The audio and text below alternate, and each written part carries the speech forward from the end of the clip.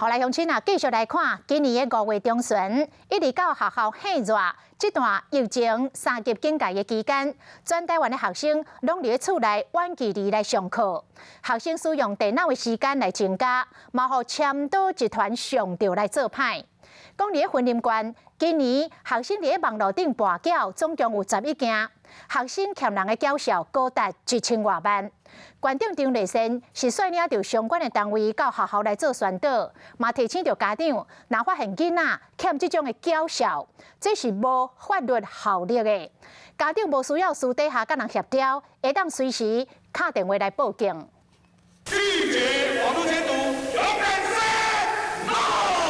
云林县长张立善和警察局教育处首长做伙来到学校，叫学生莫伫咧网络跋筊，因为今年云林警察调查到网络签缴有11件和学生有关系。查到11件58人，总金额的部分啊，1000多万，1000多万。警察讲，因为今年受到疫情影响，学生有要2个月时间，拢伫咧厝内用网络上课，嘛去签缴网站争到这个机会，有学生欠要20万的缴销无法度还，互真侪家长拢真烦恼。如果有这一方面的话，随时打电话来向警察局这边来做一个报案。